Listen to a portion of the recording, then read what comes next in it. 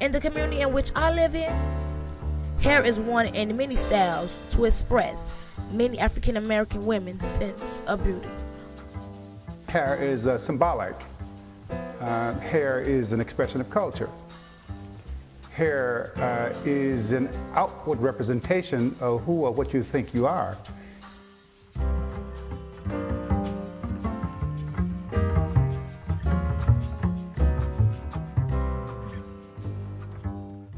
I'm recently making the transition into natural hair, and I just honestly feel like those years that I had relaxers, that I wasn't really expressing my true identity. Right before I got locks and with the afro, I got it straightened by the Egyptians with the blow drying.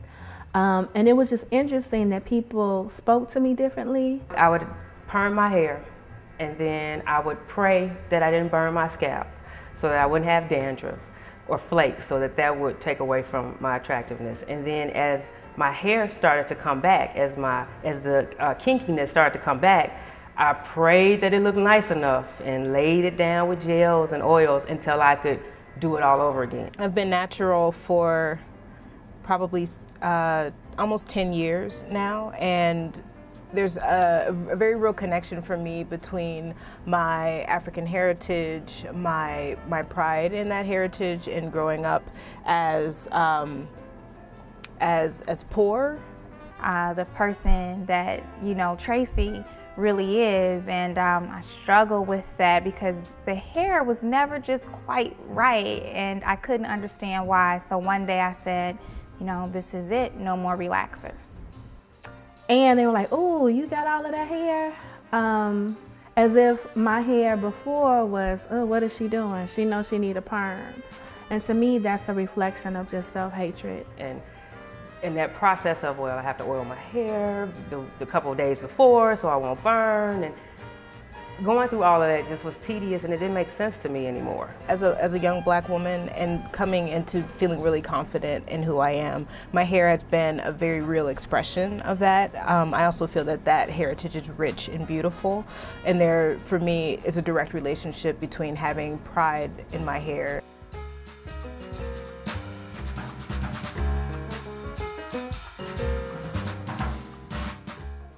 I think African American women, there's sort of a stigma that, you know, we just have bad hair. And that stigma is something that exists between us as African American women. I think with African Americans, or just women of color, period, we need to really look deep down inside and really begin to do some self-reflection of how we got to this point. The way that I'm wearing my hair is not necessarily looked upon as something that's attractive. Long, straight, weave even is more accepted in our culture than wearing your hair natural.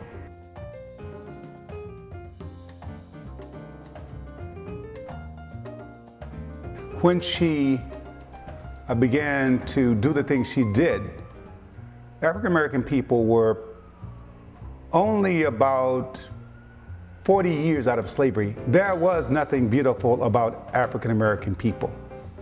In that sense, what she did was to say to the world that African American women are beautiful. She may have been somewhat naive to think that mimicking white women's hair was a standard of beauty, but clearly I think that her intent was positive. It was not negative in the least.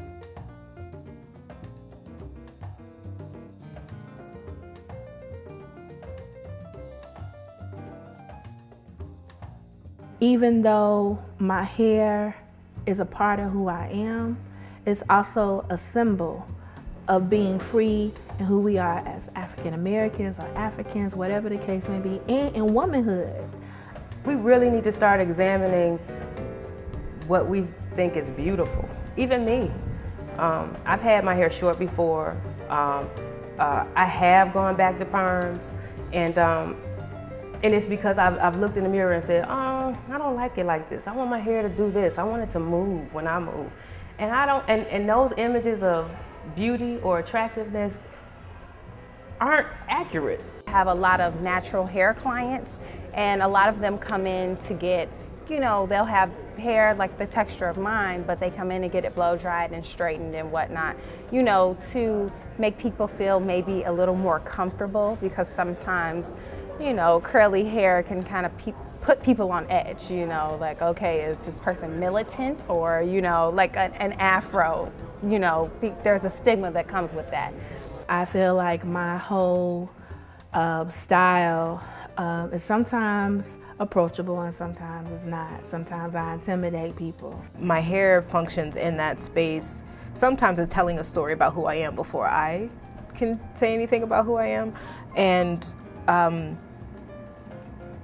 for me, the way that I sort of use it in that way, I think it does tell some truth about a political identity, and again, this affirmation and pride within that. Being an artist, I think I have a bit of freedom with my hair and how I present myself in a way that other people in different jobs may not. Some women wear this natural hair because it's a big statement against folks who are wanting straight hair and curly hair, because styles that look like white women or represent white women, and so some African American women wear their hair natural as a statement.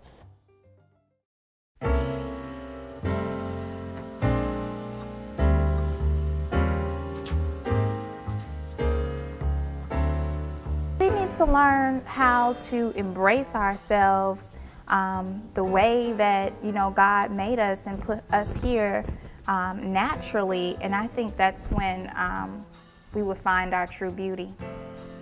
I love locks because they're naps, and naps are okay. Naps, I'm comfortable with that. I'm comfortable on my skin. So I believe that reflects my spirit, which is why it reflects my beauty. It reflects my inner beauty, which I hope shines. We are beautiful individuals, and our difference is what makes us so spectacular, and we are trying very hard not to be who we are, but more like someone else, and I think that's what takes away from us as individuals and as a culture. I would encourage young women to have pride in how they present themselves and however they present themselves.